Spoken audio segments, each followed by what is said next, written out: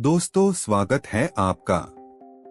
आज हम समझेंगे जुरासिक वर्ल्ड रीबर्थ की पूरी कहानी। ये फिल्म डोमिनियन के 5 साल बाद सेट है, जब दुनिया डायनासोर से भर चुकी है और इंसान और ये प्राचीन जीव एक अजीब सी सहअस्तित्व की स्थिति में जी रहे हैं। लेकिन जलवायु बदलने लगी है और अब ज्यादातर डायनासोर सिर्फ भूमध्य रेखा के इलाकों में टिके हैं।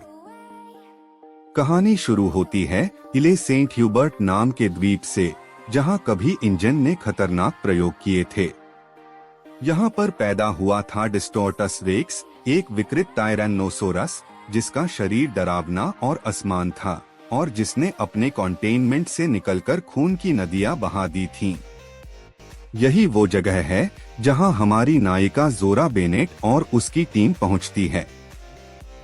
जोरा एक कवर्ट ऑपरेशंस एक्सपर्ट है, जिसे पार्कर जेनेटिक्स कंपनी का अधिकारी मार्टिन क्रेब्स एक खतरनाक मिशन देता है 3 दुर्लभ डायनासोर से डीएनए के सैंपल इकट्ठा करने का, ताकि उनसे इंसानों की दिल की बीमारी का इलाज निकाला जा सके। जोरा के साथ पैलियोंटोलॉजिस्ट डॉक्टर हेनरी लूमिस और दूसरे एक्सपर्ट्स की टीम होती है। सबसे पहले उन्हें मोज़ोसोरस से सैंपल लेना होता है, लेकिन जैसे ही टीम समुद्र में उतरती है, चारों तरफ खौफनाक दृश्य बन जाता है।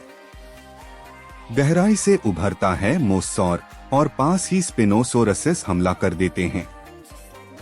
टीम के कई सदस्य मारे जाते हैं और जोरा समझ जाती है कि ये मिशन जितना दिखता है उससे कहीं ज्यादा खतरनाक है। इसी बीच कहानी में आता है डेलगडो परिवार, रुबेन और उसकी बेटियां टेरेसा और इसाबेला, साथ में टेरेसा का दोस्त जेवियर। इनकी नाव तूफान में डूब चुकी है और ये उसी द्वीप पर फंस जाते हैं।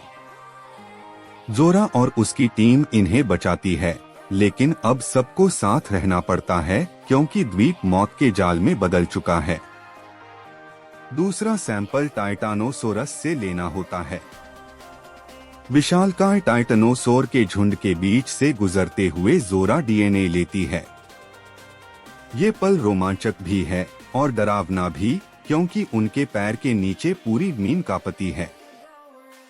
इसके बाद टीम क्वेटसैलकोटलस के अंडों तक पहुंचती है, जो ऊंचे क्लिफ्स पर बने घोंसले में रखे हैं। जैसे ही वे सैंपल निकालते हैं, पेरेंट क्वेटसैलकोटलस हमला कर देता है।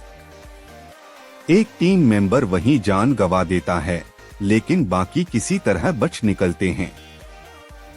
धीरे धीरे सच सामने आता है।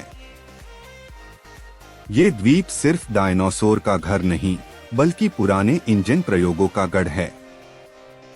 यहाँ पैदा किए गए हैं म्यूटाडॉन्स, रैप्चर्स और टेरोसोर्स के अजीब हाइब्रिड। और सबसे डरावना जीव है डिस्टोर्टस रेक्स, जो दर्द और गुस्से से भरा हुआ है और जिसके सामने कोई टिक नहीं सकता। जोरा और डेलगडो परिवार अब सिर्फ सैंपल्स के लिए नहीं लड़ रहे, बल्कि अपनी जान बचाने की जंग लड़ रहे हैं। उसी समय मार्टिन क्रेब्स की असली चाल सामने आती है। वह चाहता है सारे डीएनए सैंपल्स सिर्फ उसके पास रहें, ताकि पार्कर जेनेटिक्स कंपनी अरबों कमाए। लेकिन लालच उसे महंगा पड़ता है। डिस्टोर्टस रेक्स सामने आता है और क्रेब्स को बेरहमी से निगल जाता है। क्लाइमेक्स में जोरा और उसकी टीम पुराने रिसर्च सेंटर तक पहुंचती है। वहां से निकलने के लिए सिर्फ एक बोट है। जान बचाने के लिए सब दौड़ पड़ते हैं, लेकिन पीछे से म्यूटाडॉन्स और रैप्चर्स का झुंड हमला कर देता है।